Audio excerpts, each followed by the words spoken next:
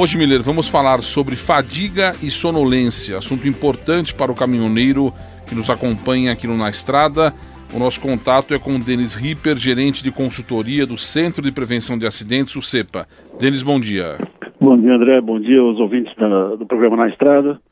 Denis, a fadiga, sendo uma resposta natural do organismo a um esforço físico ou mental intenso, pode de que forma fazer com que o motorista perca a atenção? É fácil a gente associar isso a dormir no volante? Como que é essa história? A fadiga ela começa a afetar o motorista muito antes dele se tornar sonolento. Os próprios reflexos do motorista já se veem afetados com o começo da fadiga. O nível de atenção dele, o nível de reação aos estímulos visuais já retarda desde o princípio do momento que começa a ser afetado pela fadiga. Então, muito antes de se sentir sonolento, o seu estímulo para dirigir já vai estar afetado. E por que uma pessoa tem fadiga? O que é isso? É falta de sono? É muito cansaço? É carregar um peso? É correr muito? O que gera fadiga? A fadiga é gerada por uma série de fatores, que inclui trabalho excessivo, muitas horas numa jornada de trabalho excessiva, pouco tempo de sono, esforço físico em demasia. Tudo isso pode levar a um estado de fadiga do motorista. E sonolência e fadiga são semelhantes de alguma forma? Não, um é consequência do outro. Começa com a fadiga e termina na sonolência. A sonolência é o último estágio da fadiga.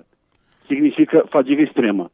Quando o motorista chega a dormir ao volante, significa que já chegou-se a um ponto onde não existe mais retorno. E, Denis, quais os elementos que causam a sonolência? Ingestão de medicamentos, por exemplo? Consumo de bebida alcoólica, trabalho excessivo, muitas horas ao volante, principalmente no período noturno. O que acontece? O nosso corpo está acostumado a dormir num certo horário, principalmente após a meia-noite até as 6 da manhã. As pessoas que dirigem nesse horário, o corpo não responde adequadamente à tarefa de dirigir. E uma deliciosa feijoada também causa sonolência? Sem dúvida. Qualquer comida, qualquer alimento extremamente gorduroso, pesado, vai pesar no estômago, consequentemente vai gerar a fadiga e a sonolência. Nós estamos conversando aqui no Na Estrada com o Denis Ripper, gerente de consultoria do Centro de Prevenção de Acidentes, o CEPA. Já a gente volta. Agora tem a dica da revista Caminhoneiro com o Quattrini. Bom dia, Quattrini. Manhã boa, gente boa.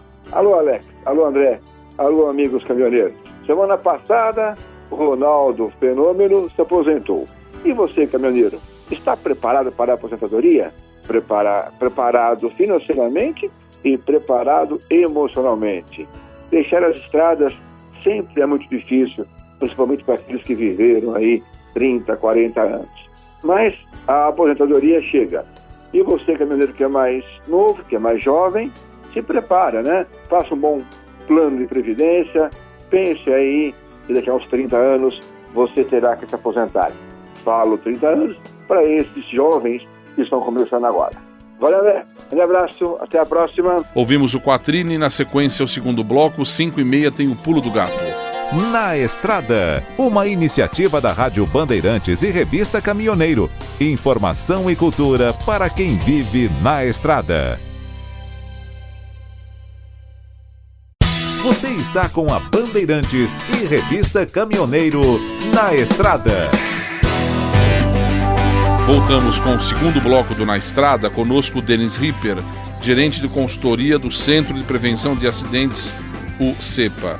Continuando, Denis, nesse assunto da sonolência, a gente sabe que são sinais de sonolência, as pálpebras pesadas, cabeça caindo, sonhar acordado, necessidade constante de esfregar os olhos e piscar. sair da faixa de trânsito, um caminhoneiro, por exemplo, irritabilidade, bocejos constantes. Mas eu quero falar um pouco com você agora sobre o tempo de metabolização do álcool, um outro assunto. Certo. Essa história que dormindo, todo o problema de eu bebi um pouquinho à noite, aí eu vou dormir, saio para minha entrega do meu frete no dia seguinte. Tá tudo certo? Eu não vou estar 100% no dia seguinte, não? Não, negativo. Vai depender. O consumo de álcool vai depender de vários fatores. Entre eles, a idade, sexo, a quantidade de álcool consumida, tempo de sono. Porém, temos que lembrar, quando falamos de metabolização do álcool, temos que lembrar que sempre que dormimos, o nosso metabolismo ele reduz o seu trabalho. Portanto, ele leva mais tempo para metabolizar a mesma quantidade de álcool. E o caminhoneiro tem noção desse tipo de coisa? Olha, é difícil. Normalmente ele não tem essa noção. Por isso que é muito importante avisar aos companheiros de estrada sobre esse problema. Se a gente puder dar um exemplo aqui, Denis, vamos imaginar um caminhoneiro de aproximadamente 80 quilos que ingeriu 6 latas de cerveja. Qual o tempo que ele vai ter para metabolizar o álcool? Olha, novamente, isso não existe uma conta, digamos assim, precisa para isso. Existem diversas variáveis que nós temos que levar em consideração. Mas se a gente imaginar, por exemplo, que ele vai levar 10 horas, se ele dormir só 7, ainda não estará 100%. Não vai estar 100%, esse álcool não vai estar 100% metabolizado. E lembrando novamente que ao dormir, o nosso metabolismo ele reduz. Portanto, o que se fosse uma conta redonda, assim para dizer, se fossem 7 horas acordados, ao dormir esse tempo aumenta. Se a gente pensar também em relação a uma direção segura e uma direção de forma preventiva, isso significa planejar a viagem, claro, a gente sempre fala isso aqui no Na Estrada, mas esses elementos como antecipar um problema, identificar um problema, decidir e agir. Eu gostaria que você falasse um pouco mais sobre isso.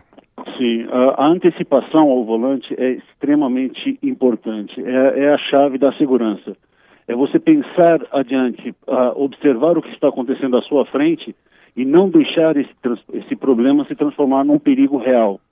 É antecipar a potencialidade desse problema e agir perante isso.